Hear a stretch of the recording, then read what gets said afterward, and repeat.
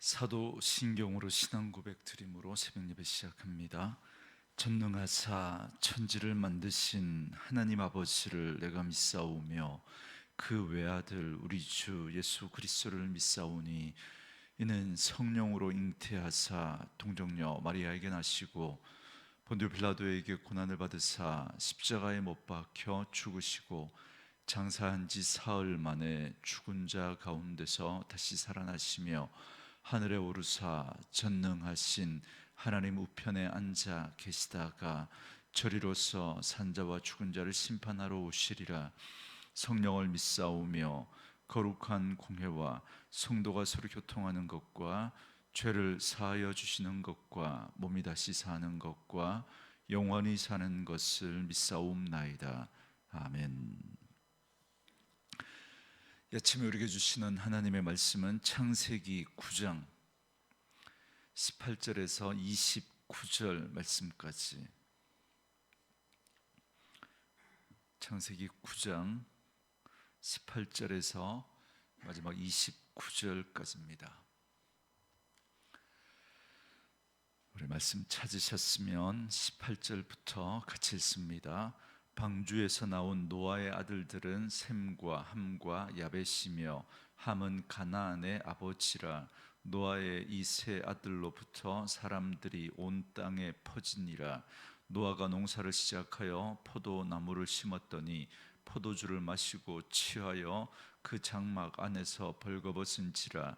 가나안의 아버지 함이 그의 아버지의 하체를 보고 밖으로 나가서 그의 두 형제에게 알림에 셈과 야벳이 옷을 가져다가 자기들의 어깨에 메고 뒷걸음쳐 들어가서 그들의 아버지의 하체를 덮었으며 그들이 얼굴을 돌이키고 그들의 아버지의 하체를 보지 아니하였더라. 노아가 술이 깨어 그의 작은 아들이 자기에게 행한 일을 알고 이에 이르되 가나안은 저주를 받아 그의 형제의 종들의 종이 되기를 원하노라 하고 또 이르되 셈의 아버 하나님 여호와를 찬송하리로다. 가나안은 셈의 종이 되고 하나님이 야벳을 창대하게 하사 셈의 장막에 거하게 하시고 가나안은 그의 종이 되게 하시기를 원하노라 하였더라. 홍수 후에 노아가 350년을 살았고 그의 나이가 950세가 되어 죽었더라. 아멘. 오늘은 함께 읽으신 창세기 9장 18절에서 29절 말씀을 중심으로 덮음과 드러냄, 복과 저주의 길이라는 제목의 말씀으로 잠시 은혜를 나누겠습니다. 오늘 본문은 노아에 대한 마지막 기록으로 당대 완전한 자였던 노아와 그의 자녀들이었지만 홍수 심판 이후에 인간의 불완전함과 부패상이 여전히 남아 있음을 여실히 보여주는 사건이라고 할 수 있겠습니다. 18절과 19절에 보시면 방주에서 나온 노아의 아들들은 셈과 함과 야벳이며 함은 가나안의 아버지라. 노아의 이 세 아들로부터 사람들이 온 땅에 퍼지니라 그럽니다. 노아의 가족들이 1년 열흘 만에 방주에서 나왔습니다. 1절에 노아의 세 아들 셈과 함과 야벳의 이름을 언급하는데 특별히 함은 가나안의 아버지다라는 사실을 언급합니다. 가나안이 언급된 이유는 아마도 가나안이 성경 역사에서 중요한 인물이기 때문이 아닐까 여겨집니다. 약속의 땅 가나안에서 이스라엘은 가나안 족속들과 싸워야 했고 그들을 정복하고 몰아내야 했기 때문에 아마 그 사실을 좀 부각하면서 그렇게 언급한 것이 아닌가 여겨집니다. 어쨌든 이 노아의 세 아들로 인해서 새로운 인류가 온 땅에 퍼져나갑니다. 하나님의 약속의 명령인 생육하고 번성하라라는 말씀이 다시금 성취되는 것입니다. 그런데 새로운 인류에게 첫 번째 위기가 닥칩니다. 20절과 21절에 보면 노아는 포도를 수확하고 그만 포도주를 만들어 마시고 취하여 벌거벗은 채 장막 안에 잠이 듭니다. 그는 포도주에 취해서 부끄러운 줄도 모르고 옷을 벗은 채 잠이 든 겁니다. 이런 모습은 의롭고 경건한 노아에게 상상할 수도 없는 그런 모습입니다. 그는 홍수 이전에 술에 취해 흥청망청하며 부끄러움을 모르던 그런 사람들과 같은 그런 모습으로 지금 술에 취해 있는 것입니다. 그런데 22절에 보면 노아의 잠든 모습을 본 함이 어떻게 합니까? 그는 가서 나머지 형제들인 함과 야벳에게 이 사실을 알립니다. 여기 22절에 알리메라고 하는 이 말은 히브리어로 나가드라고 하는 단어인데요, 알리다라는 뜻 외에도 누설하다, 배반하다 이런 뜻이 있습니다. 그러니까 이 말은 부정적인 의미를 가지고 있는 단어입니다. 그러니까 함은 아버지의 수치를 조롱하듯 떠버리고 다녔다라는 말입니다.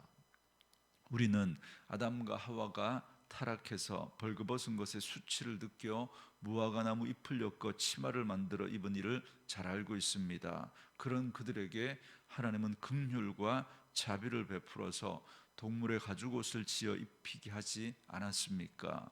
이처럼 하나님은 인간의 수치를 가려주는 사랑을 베풀어 주셨습니다. 하나님께서 우리의 부끄러움을 덮어주셨던 거죠. 그런데 반면에 인간의 수치를 적나라하게 드러내고 조롱하는 일은 사탄이 하는 일입니다. 지금도 사탄이 그렇게 하지 않습니까?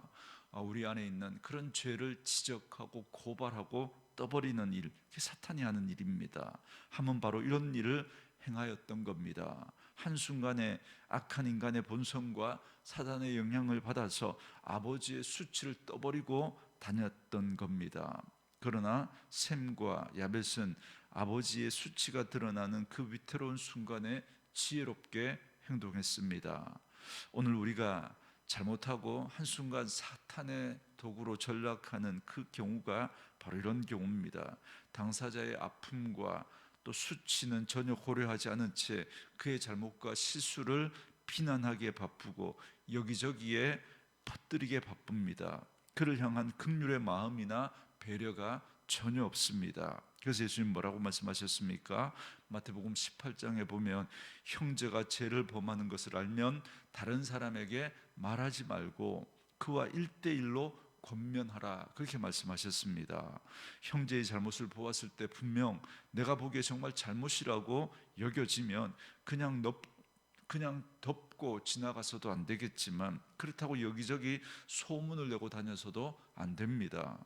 그와 단독으로 먼저 대화하고 잘못을 바로잡을 수 있도록 권면하라라는 겁니다. 만약 그래도 그 권면을 안 들으면 두세 사람에게만 말해서 함께 권면하도록 하라라고 했습니다.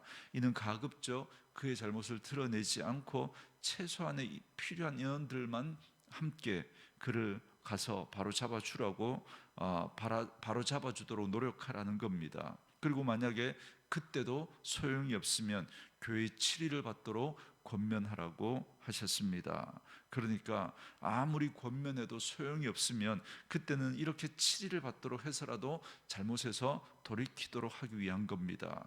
이처럼 우리는 분명 다른 사람의 잘못을 바로 잡아 주어야 하는 그런 일들이 있지만, 그러나 가급적이면 그의 수치가 드러나지 않도록 해야 한다는 겁니다.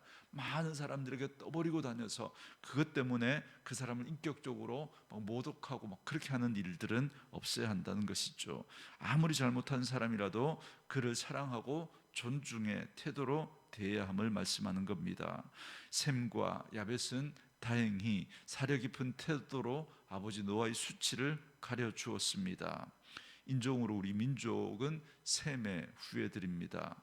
우리 민족도 아버지의 체면을 중시하는 그런 의식과 관습이 있는데 아마 이런 것과 연관이 있지 않을까 그렇게 생각해 보기도 합니다. 어쨌든 이제 술에서 깬 노아는 그 사이에 일어난 일을 보고 아버지에게 복과 저주를 선언합니다. 먼저 함에게 저주를 선언하는데요, 25절에 보면 이에 이르되 가나안은 저주를 받아 그의 형제 종들의 종이 되기를 원하노라 라고 그렇게 말합니다. 가나안은 함의 아들입니다. 그런데 함을 저주하지 않고 그의 아들인 가나안을 저주하는 건 그만큼 이스라엘 백성들과 원수지간이었기 때문일 겁니다. 가나안의 후손들은 시돈, 헷, 여부스, 아모리 족속 등과 같은 11개 족속들입니다. 그들은 아말렉과 같이 이스라엘 백성들이 약속의 땅에서 생육하고 번성하고 충만하라라는 명령을 수행하는 데 있어서 방해꾼들이었다고 할 수 있습니다. 그래서 특별히 함을 저주하지 않고 그의 아들 가나안을 저주하는 거죠. 이어서 셈을 축복하는데요. 26절에 보면 또 이르되 셈의 하나님 여호와를 찬송하리로다. 가나안은 셈의 종이 되고 그럽니다. 이스라엘은 우리와 마찬가지로 셈의 후손입니다. 여기서 하나님은 셈의 하나님이 될 것이다 라고 말씀합니다. 이는 하나님께서 이스라엘을 선민으로 택하실 것을 의미합니다. 뿐만 아니라 가나안은 셈의 종이 되라고 그렇게 말합니다. 훗날 가나안 땅을 정복하는 일이 이미 노아의 예언 속에 담겨져 있는 그런 말씀으로 볼 수 있습니다. 그리고 이어서 야벳을 축복합니다. 27절에 보면 하나님이 야벳을 창대하게 하사 셈의 장막에 거하게 하시고 가나안은 그의 종이 되게 하시기를 원하노라 하였더라 이렇게 말합니다. 하나님은 야벳을 창대하게 하신다라고 했습니다. 야벳은 서구 유럽인들의 조상입니다. 그래서 이 예언대로 오늘날 서구 국가들이 번영을 이룬 그런 국가들이 되었다라고 그렇게 볼 수도 있겠습니다. 뿐만 아니라 야벳은 셈의 장막에 거하게 한다라고 하였습니다. 이는 야벳이 셈의 영적인 축복, 그러니까 하나님의 택한 백성이 되는 복을 그들도 누리게 될 것을 의미합니다. 이 예언은 역사적으로 기독교가 서구 유럽 국가를 중심으로 부흥한 것에서 보는 것처럼 그대로 실현이 됩니다. 이어서 가나안은 그의 종이 되게 하시기를 원하노라라고 한 노아의 예언은 많은 분들이 이 말씀을 오해해서 제국주의 시대 서구 열강들이 함의 후손인 아프리카 사람들을 노예로 삼은 일을 정당화하는 그런 말씀으로 사용되기도 했습니다. 그렇지만 성경 전체를 볼 때 성경은 노예 제도를 결코 지지하지 않습니다. 그리고 이 구절은 함의 후손 전체에 대한 것이 아니라 가나안 족속에 국한된 예언으로 봐야 합니다. 우리가 앞에서 26절 말씀과 마찬가지로 셈의 후손인 이스라엘 백성들이 가나안 땅을 정복하는 역사적인 사건을 가리키는 말씀이라고 그렇게 보셔야 합니다. 그렇기 때문에 결코 이 말이 제국주의 시대에 그 열강들이 노예를 잡아서 팔고 했던 그것을 여러분 정당화할 수 없습니다. 마지막으로 28절과 29절은 노아 이야기의 결말입니다. 홍수전 600세를 살아낸 노아는 홍수 이후에도 350년 동안 더 살았고 950세의 생을 마쳤음을 말씀해 줍니다. 오늘 본문은 홍수 심판이라는 거대한 풍랑을 이겨낸 의인조차도 한순간의 방심으로 무너지는 그런 연약한 인간이다라는 것을 잘 보여줍니다. 그러나 성경의 초점은 노아의 실수보다 그 실수를 대하는 세 아들의 태도에 맞춰져 있습니다. 하나님께서 범죄한 아담에게 가죽옷을 지어 입혔듯이, 그리고 예수님께서 십자가의 피로 우리의 모든 수치를 덮어주셨던 것처럼 복된 인생은 남의 허물을 드러내는 자가 아니라 사랑으로 덮어주는 자입니다. 예수 그리스도의 그 은혜와 그 사랑으로 하나님의 자녀된 우리들이 살아가야 할 삶의 태도가 바로 드러내는 것이 아니라 덮어주는 그런 삶의 모습인 거죠. 노아가 선포한 이 복과 저주는 결코 우연이 아닙니다. 오늘 본문을 단순하게 보면 아버지에게 못된 짓을 한 아들은 저주를 받고 착한 일을 한 아들은 복을 받는 권성징악, 아니면 도덕과 윤리, 그런 것에 초점을 맞추어서 볼 말씀이 아닙니다. 오늘 본문에서 중요한 건 구원을 베푸신 하나님께서 기뻐하시는 일과 그렇지 않은 일의 전형이 무엇인지를 보여주는 겁니다. 함은 홍수 심판과 방주를 통해 주시는 하나님의 은혜를 눈으로 보고 직접 체험한 사람입니다. 사람의 죄악으로 인해서 심판하지 않겠다라고 하신 무지개 언약을 통해 은혜를 선언하신 그 하나님을 보았습니다. 그런 하나님을 보고 알았다면 자신의 삶도 은혜를 입은 자의 그 마음으로 살아야 마땅합니다. 그런데 아버지의 수치를 보고, 여러분 엄밀하게 말하면 아버지도 남이라고 할 수 있겠죠. 나와 다른 사람을 남이라고 부르잖아요. 그래서 그 남의 수치를 보고 흉을 보는 것은 은혜를 아는 사람의 행동이 아닙니다. 그것을 노아가 하나님을 대신해서 저주한 겁니다. 나의 수치를 가려주신 하나님을 아는 사람은 달라야 합니다. 은혜의 증인으로 살아가야 하는 것이죠. 그런데 은혜를 잊고서 남의 수치를 드러내고자 한다면 그런 사람은 은혜의 세계에 합당하지 않은 것입니다. 그래서 함이 저주의 대상이 된 겁니다. 셈과 야벳이 한 일은 그리 대단한 일이 아니었습니다. 단지 아버지의 수치를 가린 일에 지나지 않습니다. 그럼에도 축복을 받습니다. 함과 같이 그들의 한 행위 때문이 아닙니다. 그들이 여전히 유지하고 있는 은혜에 대한 마음의 표현이었던 겁니다. 이것이 홍수 심판 이후의 축복과 저주의 기준이라는 사실을 오늘 본문은 보여주고 있습니다. 진정 하나님 앞에서 복 있는 사람은 하나님의 은혜를 알고 살아가는 사람입니다. 그가 하나님의 나라를 보게 될 겁니다. 그러므로 우리는 그리스도의 피로 모든 허물을 덮음받은 자로서 함과 같이 남의 허물을 들추고 조롱하는 악한 길에서 떠나서 셈과 야벳과 같이 우리의 입술과 행실이 다른 사람의 허물을 감싸주고 용서하고 살리고 덮어주는 참 경건한 삶을 살아가는 저와 여러분 될 수 있기를 주의 이름으로 축원합니다.